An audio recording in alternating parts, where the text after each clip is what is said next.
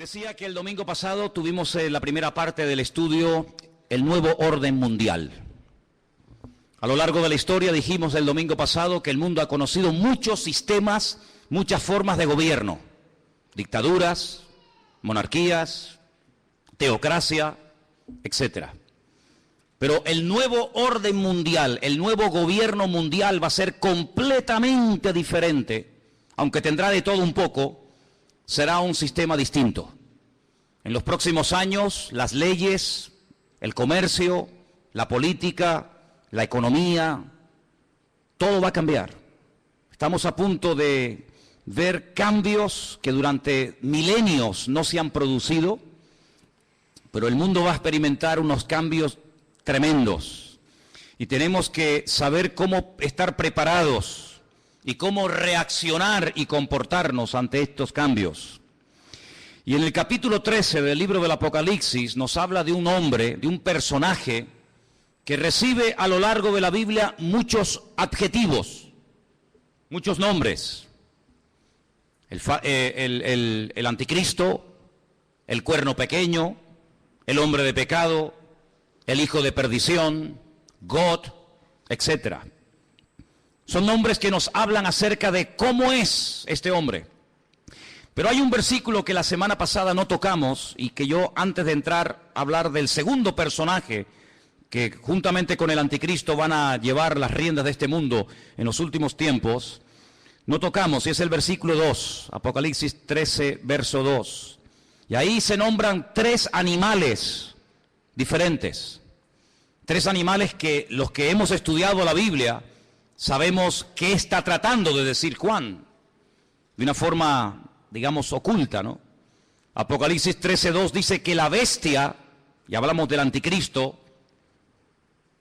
era semejante a un leopardo, pero sus pies eran como de oso, pero su boca dice que era como boca de león. ¿Te das cuenta? Hay 3 animales diferentes. Su apariencia, la palabra semejante es muy importante en la Biblia. Selem. Cuando tenemos una fotografía, tenemos una imagen de una persona real, de una persona que existe, pero tenemos una fotografía, una imagen para que te hagas una idea de cómo es esa persona.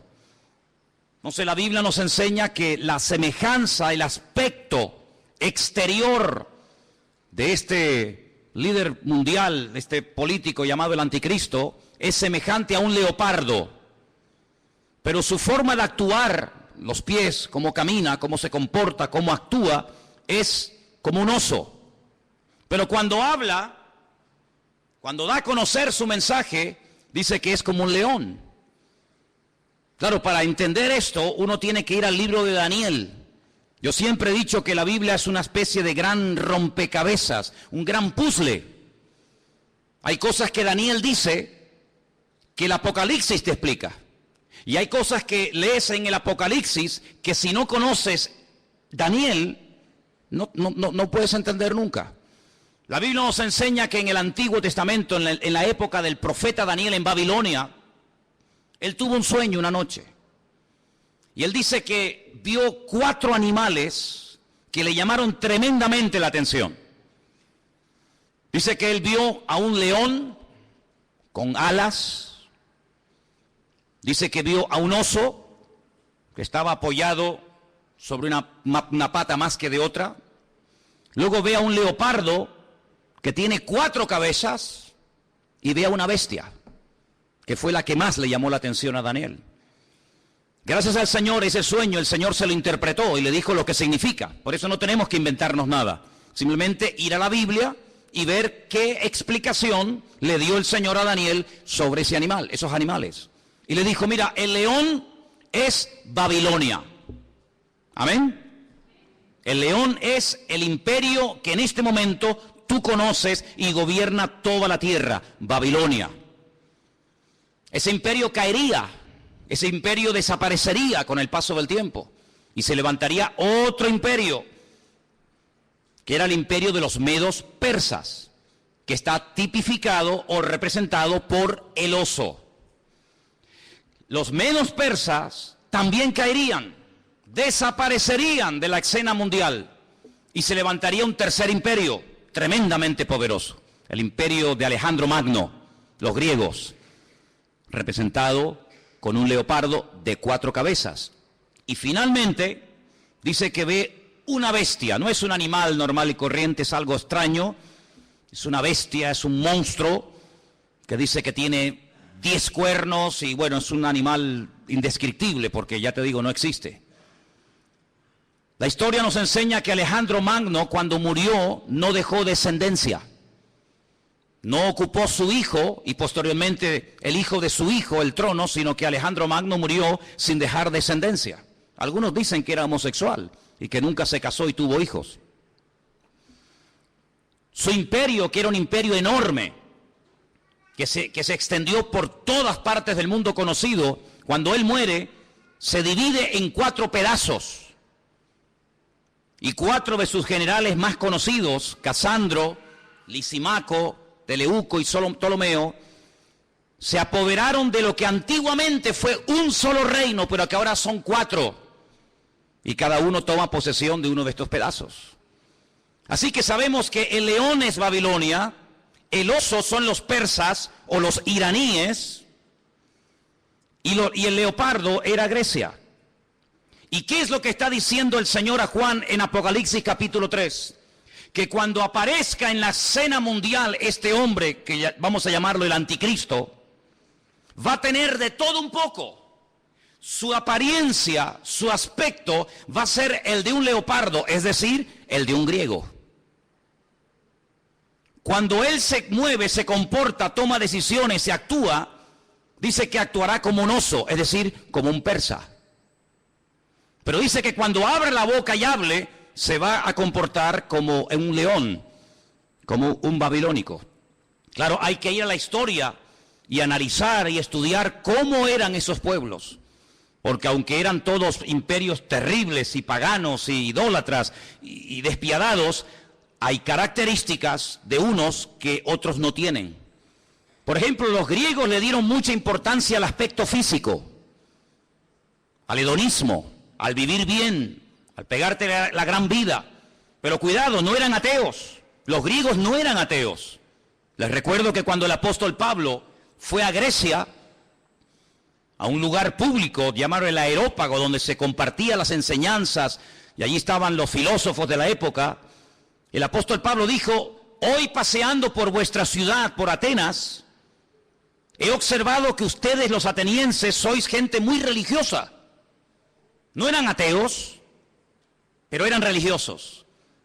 Dice que al apóstol Pablo le llamó la atención que vio un altar donde no había ninguna imagen, pero había una inscripción que decía: al Dios no conocido. Es decir, por si acaso nos hemos olvidado de reverenciar o de adorar a un Dios que no sabemos cómo es, le ponemos una inscripción para que no se sienta ofendido.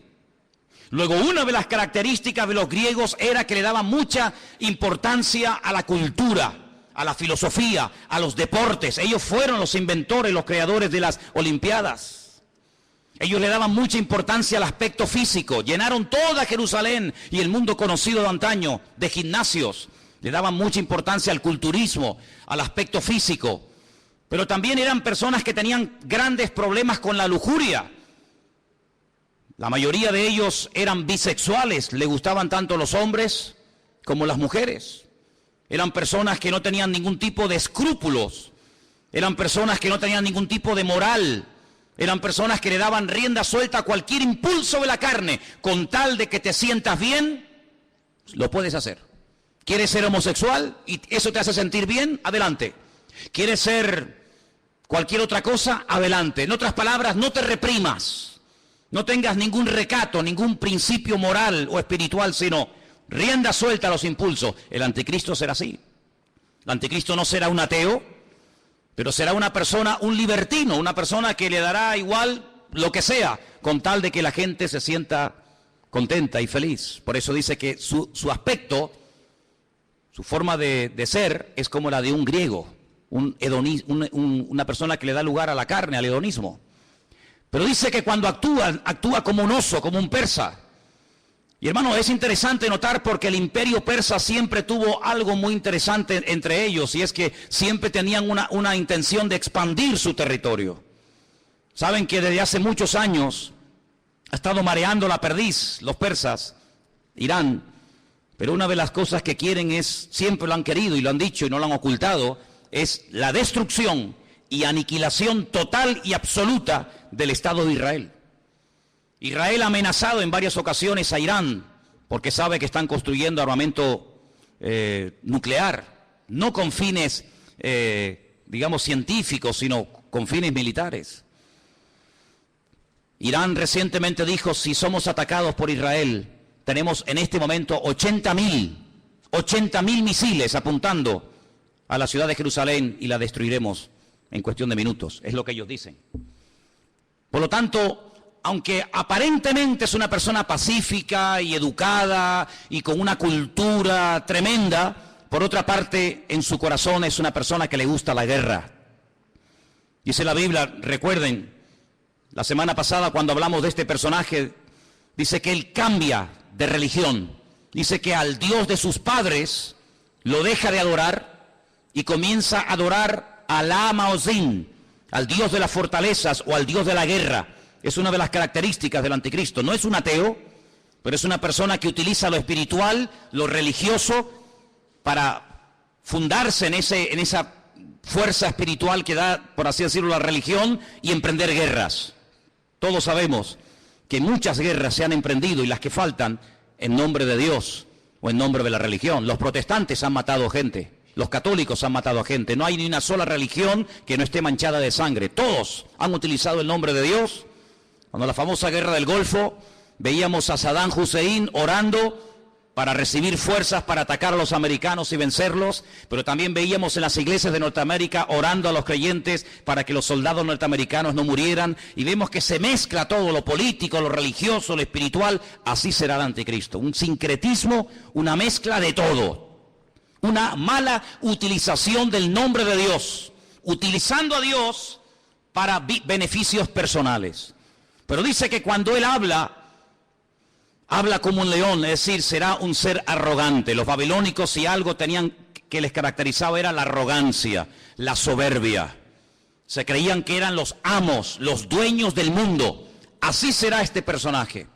Pero este personaje del cual hablamos la semana pasada, que es la primera bestia, la que sube del mar entre las naciones, de los pueblos, entre los gobiernos, tendrá el apoyo total y absoluto de otra bestia que vamos a ver sus características. Apocalipsis capítulo 13, versículo 11.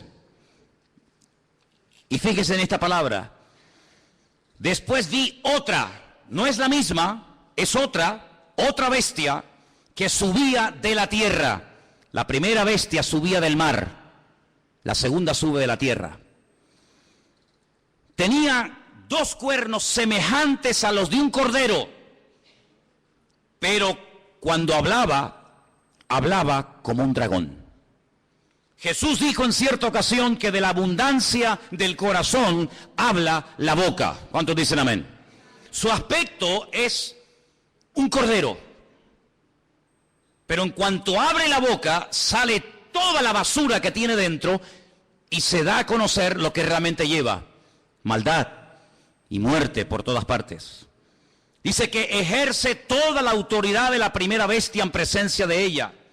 Hace que la tierra y los moradores de ella adoren a la primera bestia, cuya herida mortal fue sanada.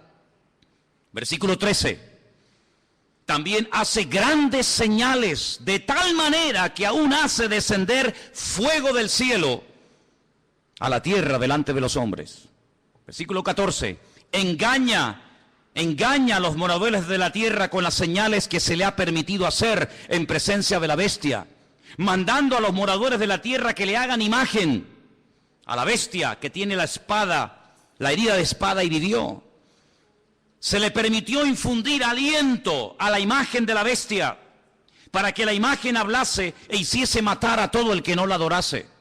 Verso 16. Hacía que a todos, pequeños y grandes, ricos y pobres, libres y esclavos, se les pusiese una marca en la mano derecha o en la frente. y que ninguno pudiese comprar ni vender sino el que tuviese la marca o el nombre de la bestia o el número de su nombre. Dice, aquí hay sabiduría. El que tiene entendimiento, dice, el que tiene entendimiento cuente el número de la bestia, pues es un número de hombre y su número es 666. Es decir, que en los últimos tiempos surgirá un nuevo orden mundial. El mundo no será como lo hemos visto hasta el día de hoy, donde cada uno hace lo que le da la gana y cada uno gobierna. No. En los últimos tiempos habrá un nuevo orden mundial dirigido y capitaneado por un presidente mundial que tendrá una fuerza militar, económica y política increíble. Y a este personaje se le conoce vulgarmente con el nombre del anticristo, el que se opone a Cristo, el que quiere suplantar la figura de Cristo. Pero tendrá a una persona que la Biblia lo llama, fíjense qué curioso, falso profeta. Si analizamos toda la Biblia, vemos que la figura de los profetas era algo muy importante. La Biblia está llena de verdaderos y auténticos profetas. Daniel, Jeremías, Isaías, Habacuc, Sofonías, Malaquías, cientos de buenos profetas. ¿Qué era un profeta? Un profeta era un hombre de carne y hueso, como cualquiera de nosotros, con una comunión con el Señor tremenda, que a través de sueños o de visiones o por voz audible recibía mensajes del Eterno, recibía mensajes del Señor para transmitirlos al pueblo de Israel, para que de esa manera el pueblo no pecara, para que de esa manera el pueblo no terminara adorando a otros dioses, para que el pueblo supiera en todo momento lo que tenía que hacer y lo que no tenía que hacer. Un profeta era una bendición para el pueblo. ¿Por qué? Porque era el nexo que unía al pueblo con Dios y a Dios con el pueblo. Era la persona que hacía la función de la boca de Dios. Cuando Dios quería decirle algo al pueblo, hablaba a través del profeta. Pero dice la Biblia, y la Biblia está llena de ejemplos de falsos profetas. Hay capítulos enteros en Jeremías, en Ezequiel y otros libros que nos hablan acerca del daño tremendo que hacían los falsos profetas. Por ejemplo, la Biblia dice que cuando las tropas del rey Nabucodonosor habían rodeado la ciudad de Jerusalén, había falsos profetas que decían, tranquilos, no pasa nada, no se preocupen, vamos a ganar la guerra. Nabucodonosor va a ser derrotado, se va a cansar y se va a marchar a su tierra. Vienen tiempos de paz, vienen tiempos de abundancia, vienen tiempos de prosperidad, pero había uno llamado Jeremías, que era el verdadero profeta, y decía, no les crean, les están mintiendo, es mentira, no viene paz, viene guerra, el enemigo no se va a ir, nos va a destruir, nos va a destruir la ciudad, nos va a quemar el templo, va a matar a nuestros jóvenes. Siempre hubieron falsos profetas que engañaban al pueblo, siempre había falsos profetas que venían supuestamente en nombre de Dios, y la gente lógicamente en muchas ocasiones le hacía más caso y prestaba más atención a los falsos profetas que a los verdaderos profetas. ¿Por qué? Porque el falso profeta decía lo que el pueblo quería oír. El verdadero profeta muchas veces iba en contra de la voluntad del pueblo. Por eso a la mayoría de los profetas los terminaban matando. ¿No dijo el Señor, Jerusalén, Jerusalén, que matas a los profetas y apedreas a los que yo te envío? ¿Cuántas veces quise juntar a mis hijos como la gallina junta sus polluelos y no quisisteis? La ciudad de Jerusalén pasó a la historia como una ciudad que mataba a los profetas. Porque los profetas confrontaban, los profetas hablaban claro, los profetas no eran aplaudidos, eran gente odiada. Era gente que muchas veces tenía que vivir totalmente dependiendo del Señor porque los querían matar, los querían torturar y querían taparles la boca a cualquier precio. Y curiosamente dice la Biblia que el anticristo tendrá el apoyo incondicional de un hombre que no va a ser un político, recuerda eso. El falso profeta no será un político, será una persona que se encargará fundamentalmente de 4 cosas. Primera, lo hemos leído, versículo 12. Hará todo lo posible para que todas las naciones de la tierra reconozcan la autoridad y se sometan a la autoridad del anticristo. Es decir, no atrae la gente hacia sí mismo, sino que atrae la gente hacia el anticristo. Es decir, será en relaciones públicas del anticristo, el que le hará la publicidad, la propaganda, el que irá por los platós de televisión, por las emisoras de radio, el que dará todo tipo de ruedas de prensa y de respuestas a las naciones, presentando a este hombre como la alternativa real y genuina que el mundo necesita. Les puedo asegurar que será conocido en todas partes de la tierra. Un hombre carismático, un hombre que sabrá llevarse bien con los árabes, con los judíos, con los musulmanes, con los católicos, con los evangélicos, con los ateos, con todo el mundo. Un hombre con un don de palabra extraordinario y un hombre que lo que pretende es desviar la atención de la gente hacia el Dios vivo y verdadero y llevarlos a la ruina, diciéndole a la gente, este hombre es lo que el mundo necesita. Este hombre es el que va a solucionar los problemas de la crisis, del paro, los problemas económicos, los problemas entre palestinos y judíos. Este lo va a solucionar todo. Primera función del falso profeta. Segunda, versículo 13.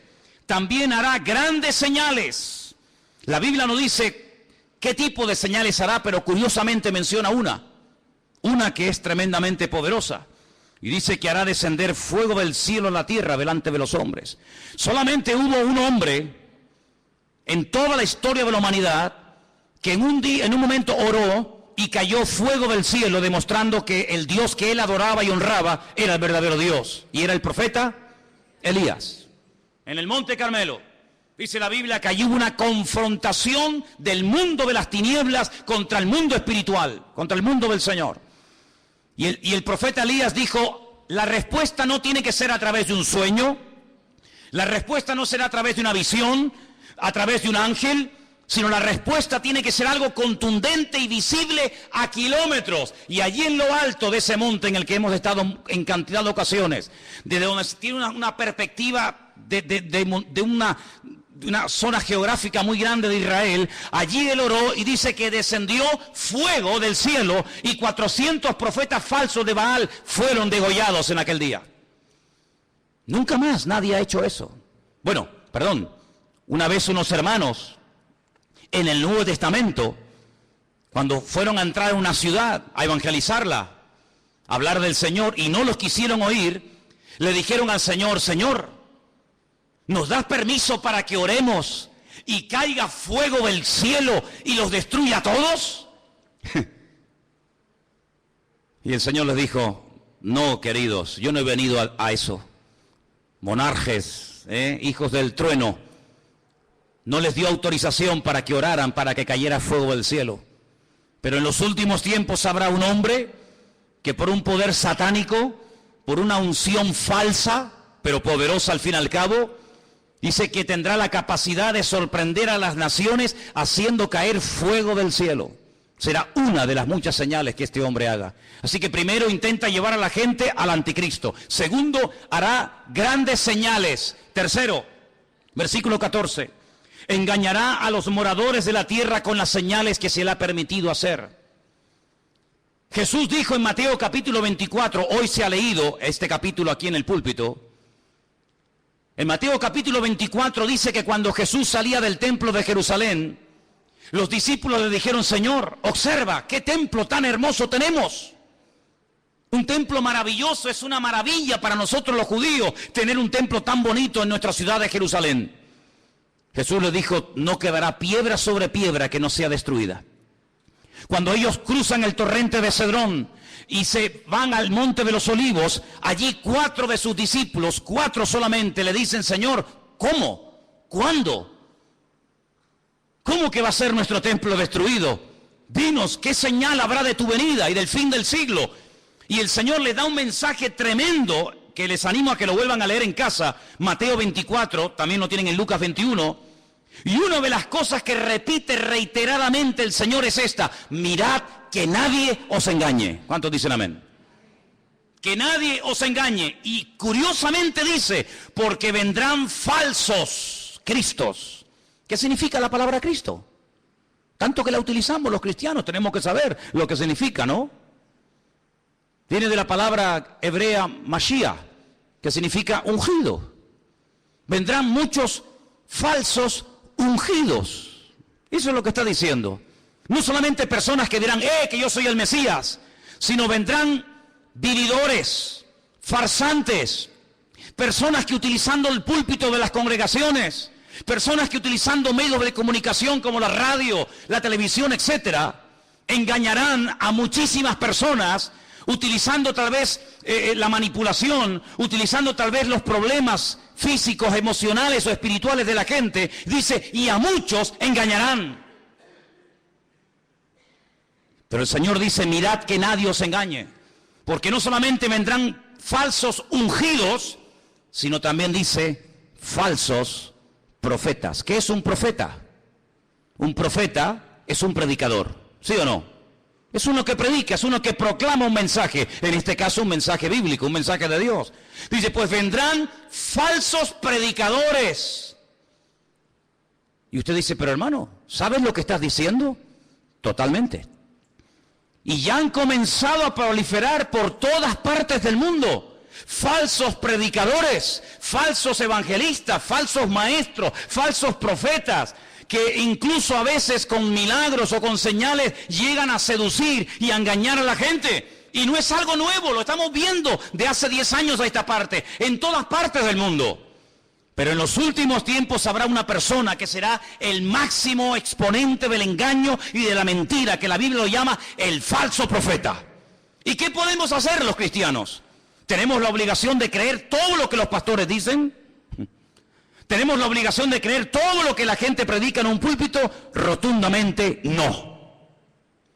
La Biblia nos enseña que cuando una persona proclama el Evangelio, y más cuando una persona se llama o se autodenomina profeta, la congregación, la audiencia, el pueblo que escucha el mensaje, tiene que filtrar, tiene que analizar, tiene que escudriñar si lo que este hombre está diciendo es palabra de Dios o es falso.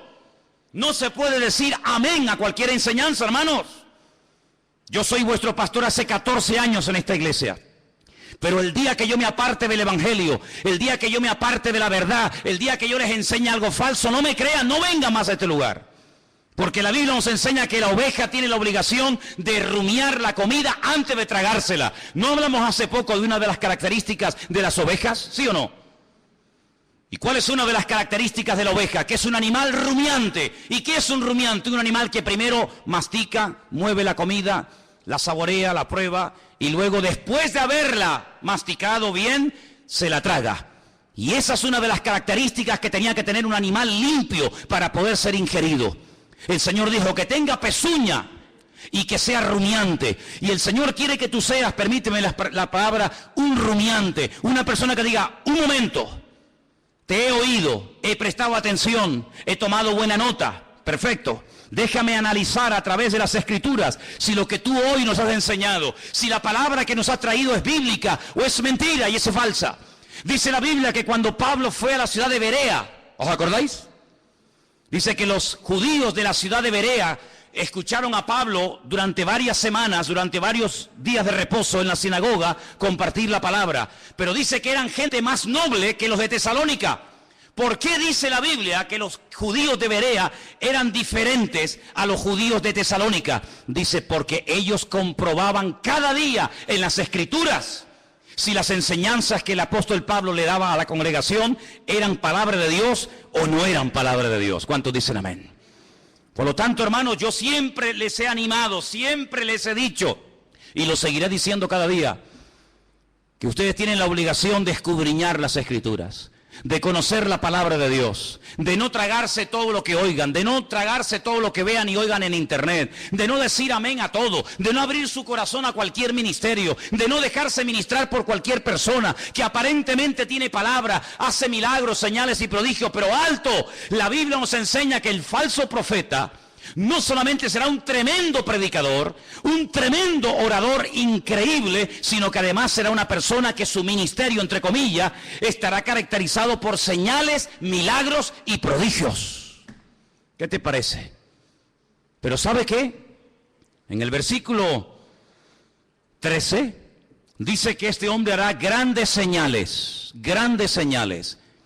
Usted tiene que prestar atención a esas señales. ¿Por qué? Porque no toda señal es evidencia de que le está dando gloria y honra al Señor y que esa unción viene de parte del Señor si no sabe Dios de dónde viene. El falso profeta se diferencia del anticristo en tres cosas muy importantes. Primero, su procedencia es diferente. El mundo de la política produce, permítame la expresión, la política produce, es el terreno donde se levanta el anticristo. El falso profeta no se levanta del mundo de la política. El falso profeta se mueve en el terreno religioso, en el terreno espiritual. ¿Se han dado cuenta que en los últimos años ha habido muchos intentos por tener una religión? Lo intentó la New Age, la nueva era, lo ha intentado el Vaticano en múltiples ocasiones con las famosas reuniones ecuménicas. Los Bahá'í ya propusieron hace muchos años haber una religión mundial, porque fíjense qué curioso, este continente en el que vivimos, el continente europeo, en 2 ocasiones se ha enfrentado a muerte un país contra otro. ¿Sí o no? Primera Guerra Mundial, Segunda Guerra Mundial, unos contra otros, millones de muertos, ciudades arrasadas completamente, familias destruidas. Europa quedó totalmente en ruinas, pero eso ya pasó a la historia. Antes los que se peleaban, ahora son amigos, ahora comen juntos, ahora hacen negocios juntos. Ahora se venden los productos unos a otros. Luego ya no estamos en un tiempo de guerra en Europa. Estamos, entre comillas, en un tiempo de paz. Ya no nos peleamos unos contra otros, ¿ve? Porque en una guerra todos pierden. Ahora nos unimos en una unidad política y económica y donde tenemos todos en común una misma moneda. ¿Sí o no? Usted puede viajar por Europa, por muchos países, y no tiene que cambiar en un país la moneda, en otro la otra, sino que con una misma moneda se puede mover. Ya no hay fronteras. ¿Se acuerdan cuando viajamos por Europa? Ya no hay fronteras. Puedes pasar de un país a otro prácticamente ya. A cualquier hora puedes pasar de un país a otro. Pero falta una unidad. Sí, hay una unidad militar, hay una unidad política, hay una unidad económica, pero no hay una unidad espiritual. El anticristo, a través del falso profeta, una de las cosas que tratará de mover en el mundo es que la gente llegue a la conclusión de que no es bueno que haya tantas religiones, sino que lo mejor es que haya una religión donde todos se sientan a gusto. Ya hace años están tratando de crear el Crislam. El Crislam, quieren unir el Islam con el cristianismo. En muchas congregaciones evangélicas, ya la palabra Jehová o la palabra Yahvé o la palabra el Eterno o la palabra Dios ha desaparecido. Ya hay una nueva versión circulando de la Biblia en muchas iglesias evangélicas del mundo donde aparece la palabra Alá. En el principio creó Alá los cielos y la tierra. Alá lo que estamos diciendo. En otras palabras, para llevarnos bien, quitemos la palabra Dios, pongamos la palabra Alá. Hay muchas Biblias donde han quitado la palabra sangre. Es increíble cómo puede haber instituciones evangélicas que han quitado la palabra sangre de la Biblia, porque es una palabra que no es una palabra que choca o es una palabra muy fuerte. Amados hermanos, vienen tiempos de cambios como ustedes no se pueden ni imaginar. Vienen tiempos en los que no solamente lo económico cambiará de una forma tremenda, sino lo espiritual cambiará de una forma que ustedes no se pueden ni imaginar. Ahora quiero leerles un versículo que se encuentra en Apocalipsis 16:13, donde dice que el falso profeta y el anticristo harán algo que muchas veces no se menciona. Y vamos a leerlo. Apocalipsis 16, versículo 13. Y dice así: vi salir de la boca del dragón, Satanás, de la boca de la bestia, el anticristo, y de la boca del falso profeta, 3 espíritus inmundos a manera de ranas. Son espíritus de demonios que hacen señales y van a los reyes de la tierra en todo el mundo para reunirlos a la batalla de aquel gran día del Dios Todopoderoso. Una de las cosas que el mundo tiene que conocer y ustedes, hermanos, tienen que saber, porque la Biblia lo profetiza con cientos y miles de años de antelación. Cuando te pregunta la gente, ¿y tú crees que habrá una tercera guerra mundial? ¿Crees que otra vez el mundo volverá a enfrentarse y a matarse y a pelear los unos contra los otros? Y yo te digo, no te quepa la menor duda. La pregunta no es si se van a pelear, la pregunta es ¿por qué tardan tanto en enfrentarse los unos contra los otros? El mundo se está convirtiendo en un caldo de cultivo donde la violencia y la agresividad será algo normal. Miren los colegios, hermanos. Hay muchos colegios en los Estados Unidos que es un peligro, porque cuántos niños, cuántas docenas de jóvenes han entrado armados a un colegio y han asesinado a cantidad de compañeros.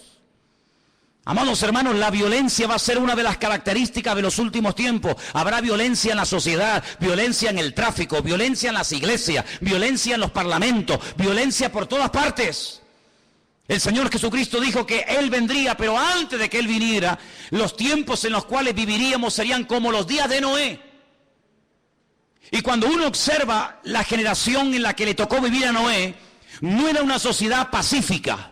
Cuidado, era una sociedad tremendamente avanzada para la época en la que vivía. Fijaros lo que querían construir. En la época de Noé se quiso construir el edificio más alto del mundo, un zigurat, una torre que llegara al mismo cielo, a la misma presencia de Dios, con el objetivo de demostrarle a Dios que a través de la tecnología de la época, el hombre era capaz de desafiar al mismo Dios y de llegar a su presencia no a través del medio establecido por Dios, sino a través del medio de la mente humana. La tecnología puesta al servicio del mal. ¿Piensan ustedes que el anticristo y el falso profeta no echará mano de la tecnología de la época para engañar y meterse en miles y en miles y en millones de hogares? No les quepa la menor duda. No les quepa la menor duda. Así que en los tiempos de Noé, no fue como en los tiempos del diluvio.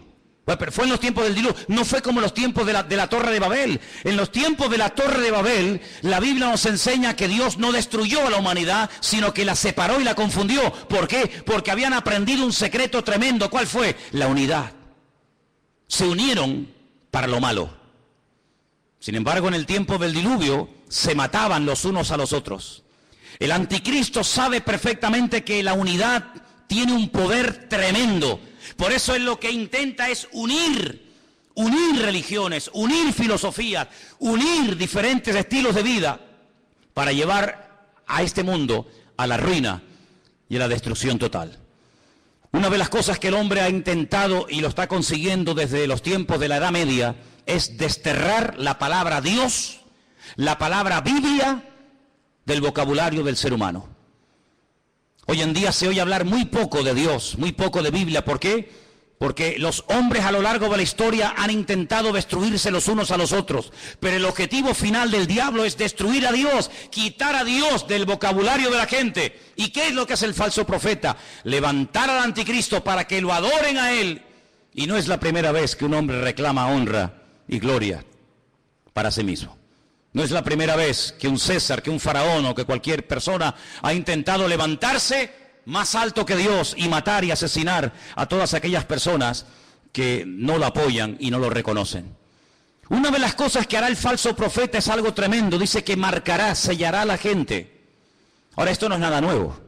Si ustedes leen esta noche tranquilamente en casa el capítulo 9 de Ezequiel, recuerden, Ezequiel capítulo 9, ustedes se van a dar cuenta que el Señor, antes de ir a la ciudad de Jerusalén y permitir que las tropas enemigas la destruyeran, Él dijo: ponle una marca a mis hijos en la frente y en la mano. Para marcar, hacer una diferencia entre el que cree y en el que no cree, el que es mío y el que no es mío. Y dice la Biblia que marcaban a la gente en las manos. El anticristo, el diablo, que es un imitador de la obra de Dios, lo que intentará es marcar a la gente como si fueran animales. Ya hablamos la semana pasada de ese famoso microchip, un sistema muy interesante, muy moderno, que intentará facilitarle la vida a la gente, sobre todo a la hora de comprar, a la hora de vender, a la hora de viajar, no perder el dinero, tener en todo momento encima tuyo todos tus datos económicos, tus datos de vacunas, etcétera, etcétera. Ese microchip ya existe. No es una ciencia ficción. Los animales, los perros, me imagino que en Suiza será igual. Aquí es obligatorio que los animales tienen que llevar un chip. Y si un animal se pierde con una máquina, el doctor, el veterinario, sabe en todo momento cómo se llama ese animal, si está vacunado, dónde vive, cómo se llama su dueño, etcétera, etcétera. Pues lo que empezó con los animales, terminará con el ser humano. Porque para el diablo los seres humanos son como animales. Por eso la famosa teoría de la evolución equipara y nivela al hombre al nivel de la bestia. En la famosa Constitución Europea, creada, diseñada y escrita por el famoso Jacques Chirac, jefe de toda la masonería europea, él puso al mismo nivel a un animal que a un hombre. De tal manera que si un hombre quiere casarse con un perro, con un gato, con una vaca o con cualquier animal, lo puede hacer. ¿Por qué? Porque al fin y al cabo todos somos animales. Sin embargo, desde el punto de vista bíblico, Dios dignifica a la raza humana por encima del animal. ¿Cuántos dicen amén? El animal está para servir al hombre, no el hombre para servir a la bestia. Pero en los últimos tiempos Satanás intenta marcar a los hombres como si fueran animales. Y les cierra las posibilidades de poder comprar, de poder vender, de poder buscarse la vida si no te dejas marcar. Pero esa marca, esa especie de microchip indeleble, invisible, que no molesta, que está ahí dentro y ni te enteras que está, también permite en todo momento tener a la población mundial localizada en cualquier parte donde se encuentre. Así de claro. Dice que este microchip está alimentado por una pequeña pila de litio, de tal manera que si la persona en un momento determinado decide quitárselo y lo toca y lo abre, se envenena la sangre por esa sustancia. Pero en todo momento esa persona está localizada y ya en muchos lugares gente multimillonaria y personas importantes se están poniendo esa especie de marca de microchip interno en su piel. ¿Para qué? Para estar localizados en caso de que sean secuestrados y que en cualquier momento los puedan localizar. Sí, suena como ciencia ficción, ¿verdad? Suena como algo de Steven Spielberg, ¿no? Suena como algo que tú dices, pero esto es una cosa increíble. Vuelvo a hacerles la pregunta que les hice el domingo pasado. ¿Cómo hace 2000 años un hombre llamado Juan, pescador de Galilea, un hombre que no fue a la universidad, ni tuvo en sus manos nunca un ordenador, ni tuvo nunca en sus manos un móvil, ni toda la información que tú y yo podemos tener ahora mismo? ¿Cómo es posible que este hombre nos dé unos datos de la civilización de los últimos tiempos de una forma increíble, hasta el punto que hay momentos en los que él llora escribiendo el libro del Apocalipsis, viendo lo que se avecina y viendo lo que viene? Es el hombre que dice que en los últimos tiempos el famoso río Éufrates se secará para que millones de soldados vengan desde el norte, casi diríamos como que en línea recta, y se den cita en el valle de Jezreel, en la zona de Megiddo, para llevar a cabo la gran batalla, la famosa batalla del Armagedón. Sabemos que en el punto de mira hay un pequeño pueblo que tiene 22.000 kilómetros cuadrados. Un pueblo que ha sido el pueblo más odiado, más perseguido de toda la historia de la humanidad. Y es el pueblo de Israel. Así de claro. Dios decidió que su hijo naciera en una pequeña aldea insignificante de Israel llamada Betlehem, la casa del pan. Belén la conocemos nosotros. Dios decidió que su hijo naciera y viviera en ese pequeño país, que allí predicara, que allí sanara a los enfermos, que allí demostrara lo que era y a lo que vino, que allí lo mataran, que allí resucitara, que allí ascendiera y que allí volverá otra vez por segunda vez, según la palabra de Dios. Y sabemos que los tiempos se acortan. La Biblia dice que los últimos tiempos tendrán que ser acortados, porque si el Señor no acorta los tiempos, la maldad llegará a un nivel, a una envergadura de tal magnitud que dice que nadie podría salvarse aunque quisiera. Por eso, amados hermanos, tenemos que doblar la guardia como iglesia. Tenemos que meternos en las páginas de la Biblia. Tenemos que conocer lo que dice la palabra de Dios acerca de los últimos tiempos. No dejarnos engañar, no dejarnos seducir, no dejarnos atraer por cosas que aparentemente son muy atractivas, muy bonitas y maravillosas, pero que su fin, dice la Biblia, pueden ser caminos de muerte. Analice todo lo que oye. Analice a la luz de la palabra de Dios todo lo que escucha. Porque la palabra de Dios nos enseña que los últimos tiempos serán tiempos de engaños, tiempos de falsas profecías, tiempos de falsos milagros. Ahora bien, la gente está tan necesitada, tan desesperada, que se agarrarán a un clavo ardiendo con tal de salir de su desesperación. Nunca olvidaré cuando una persona enferma me dijo: si yo supiera en este momento que el diablo me puede sanar, le entregaría mi vida a él. Así me lo dijo. El diablo va a utilizar los problemas sociales, los problemas físicos, los problemas económicos de las familias. El diablo sabe perfectamente que hay un vacío en la sociedad que nada ni nadie logrará llenar jamás. Puedes tener mucho dinero, puedes viajar por el mundo entero, puedes tener la mejor casa de la tierra, puedes tener y tener y tener. Pero el Señor Jesucristo no solamente te ha creado para que llegues a tener ciertas y determinadas cosas en la vida, sino que el Señor nos ha creado con sus manos para que seamos su pueblo y estemos en plena comunión con Él. ¿Cuántos dicen amén? Por eso, amados hermanos, cuando ustedes escuchen a alguien, cuando ustedes oigan a alguien, cuando ustedes observen a alguien, háganse la siguiente pregunta: ¿a quién está levantando este hombre? ¿A quién intenta glorificar? ¿Hacia quién intenta desviar la atención? ¿Hacia él mismo? ¿O lo que intenta esta persona es levantar en alto el nombre que es sobre todo nombre, el nombre de Jesús, para que la gente adore al Rey de Reyes y al Señor de los Señores? Esa es una de las características de un verdadero hombre de Dios y de un verdadero cristiano y cristiana. Una persona que no intenta llamar la atención sobre sí mismo, sino que emplea su testimonio, su antigua vida, sus malos hábitos, etcétera, etcétera, para que la gente reconozca que el cambio se ha producido, no porque se le ha propuesto, no porque tuvo una fuerza de voluntad increíble, sino porque hubo un Dios todopoderoso que le transformó, que lo cambió y que lo llenó y que hoy le da la gloria a ese Dios. ¿Cuántos dicen amén? Así que, amados hermanos, el falso profeta, qué interesante.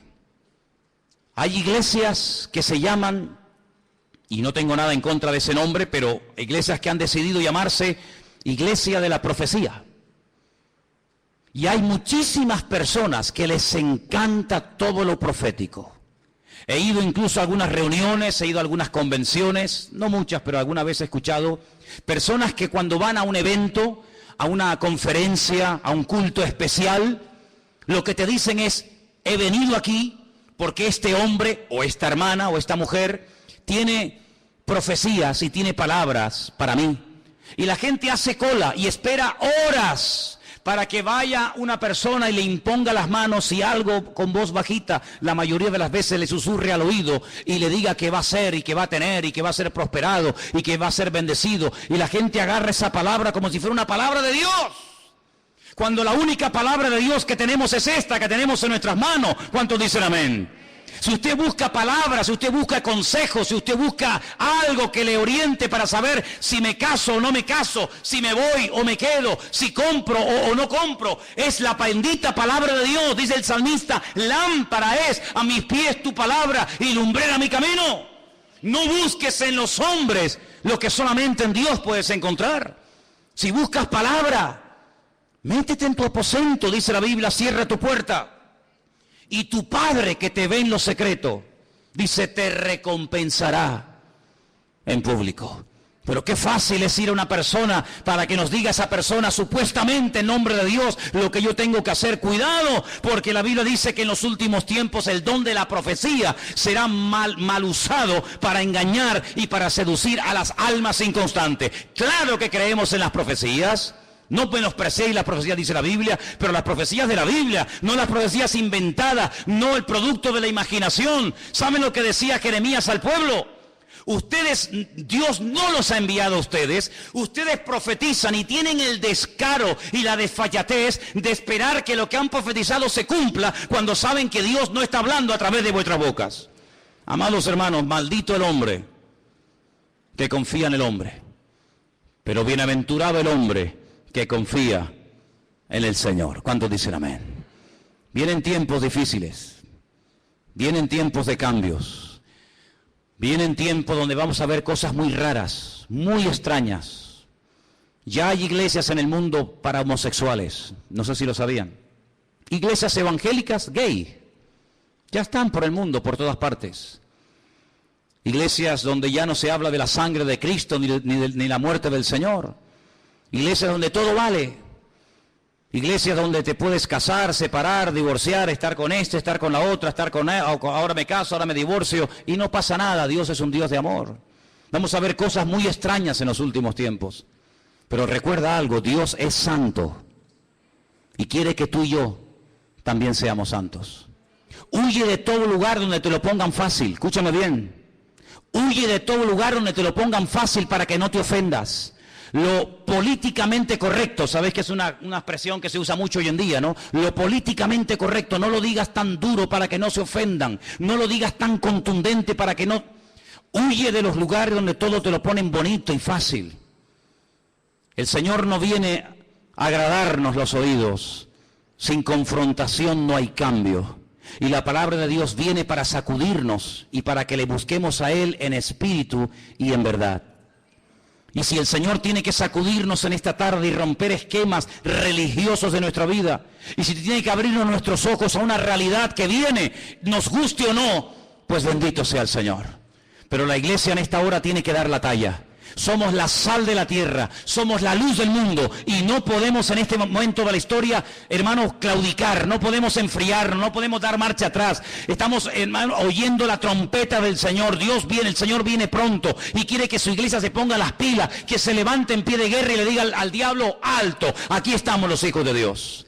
Aquí todavía hay gente que vive en orden, aquí todavía existe la familia, aquí existe el perdón, aquí existe la misericordia, aquí existe la fe. ¿Por qué? Porque nosotros creemos que lo que Dios prometió en su palabra es la verdad. ¿Cuántos dicen amén?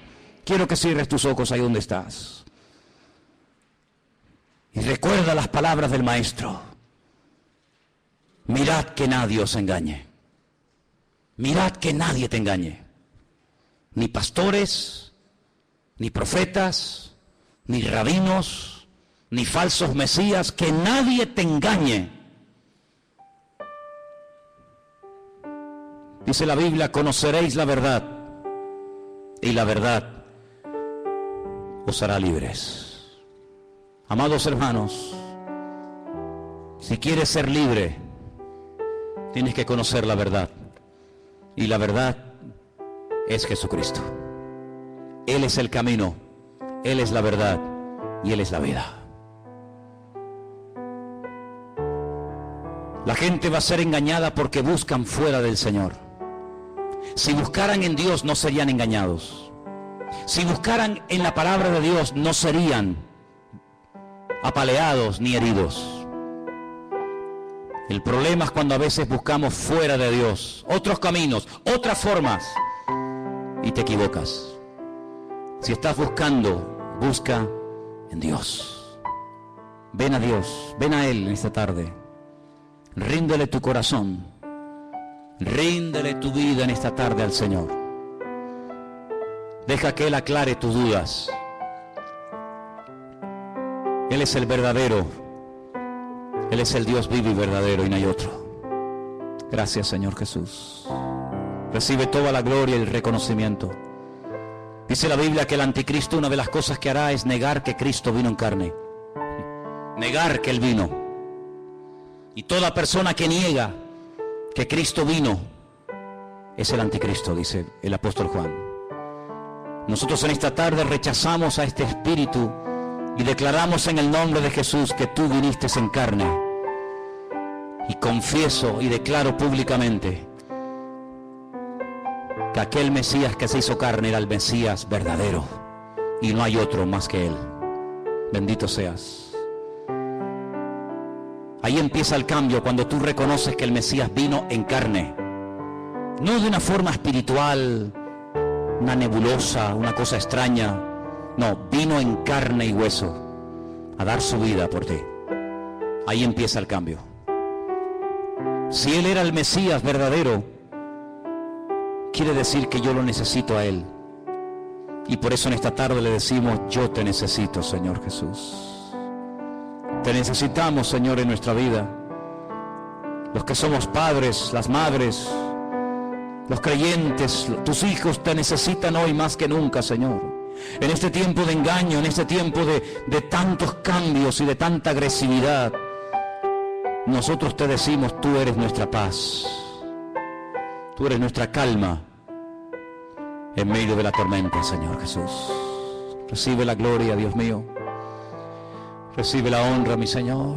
Aleluya. Si en esta tarde entre nosotros hay alguien que nunca le ha entregado su vida al Señor, yo te animo a que lo hagas hoy. Te animo a que ahí donde estás, le digas: Señor, yo me entrego a ti. Yo quiero conocerte, Jesús. Yo no te ofrezco una religión. El Señor no es religión, el Señor es una relación personal. Ahí donde estás, entrégale su vida a Jesús. Pídale perdón a Dios.